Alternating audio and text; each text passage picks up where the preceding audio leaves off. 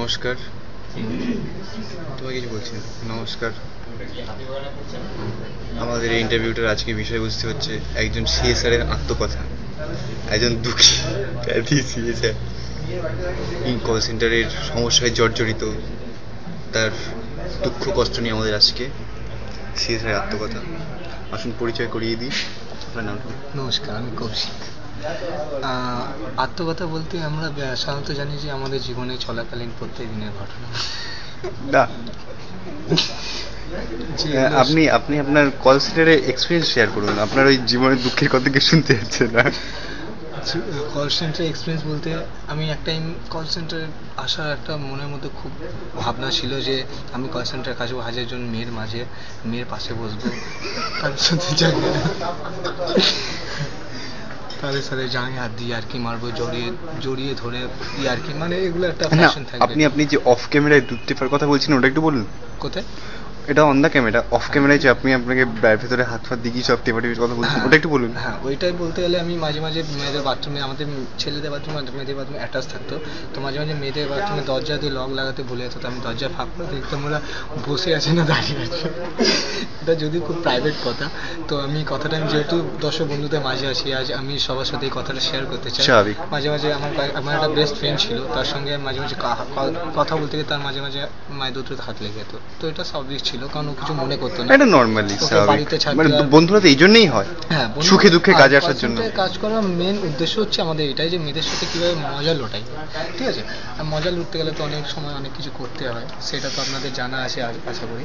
হ্যাঁ, আরেকটা লাস্টে এরকম একটা ভয় চলে যায় যে 1000খানা মেয়েকে কিভাবে একটা ছেলে ট্যাকেল করতে পারে, তার তো লিমিটেশন 5 মিনিট একটার সঙ্গে, আর তারপর 1 ঘন্টা দাঁড়াতে। হ্যাঁ, আপনাকে একটুখানি ইন্টারাপ্ট করছি যে আমি আপনার প্রিভিয়াস এমপ্লয়ীদের সঙ্গে কথা বলে জেনেছি আপনি নাকি সেক্সের টাইমে খুব ফ্রাস্ট্রেটেড থাকেন।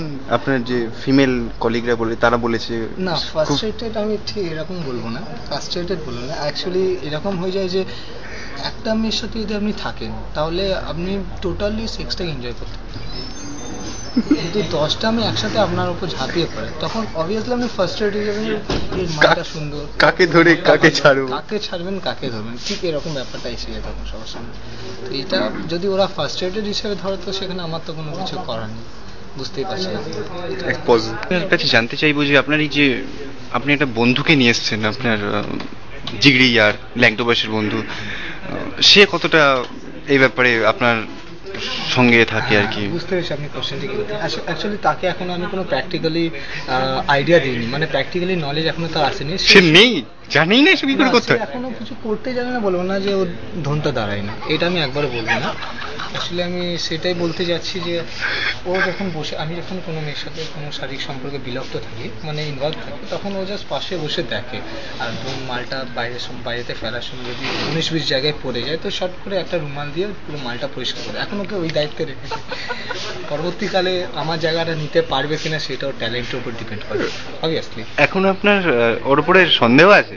সন্দেহ বলতে কিছুই নেই, মাঝে মাঝে মালটা যখন কাপড় দিয়ে রুমাল দিয়ে পরিষ্কার করে চলে আসে, মানে টেকনিকটা এর ফল্ট আছে। হ্যাঁ, টেকনিকটা যেমন তখন চাট করে মাথার মধ্যে বুদ্ধি কাটিতে হবে, এটা আমাদের মুখ দিয়ে জেব দিয়ে চেটে নিতে হবে, তো ওই জিনিসটা এখনো ওর মধ্যে রক্ত হয়নি, তো আমি ওইটাকে রক্ত করার চেষ্টা আছি। ও একটু ব্যায়াম ট্যাম করে, বডি বিল্ডার, অঞ্জন মুখার্জি ওর নাম, ভালো নাম, তো ওর মুখটাও আশা করি দেখানো হবে কিছুক্ষণের মধ্যেই ক্যামেরাতে, তো তার আগে ধন্যবাদ। আপনারা এতক্ষণ আমাদের গণ্যমান্য একজন এমপ্লয়ির সঙ্গে কথা বললেন, তার ব্যাপারে ডিটেলস জানার জন্য আমাদের অবশ্যই যেতে হবে তার বন্ধু, সে কি কমেন্ট করছে তার এরকম ব্যাপারে। তো আসুন তার কাছে যাওয়া যাক।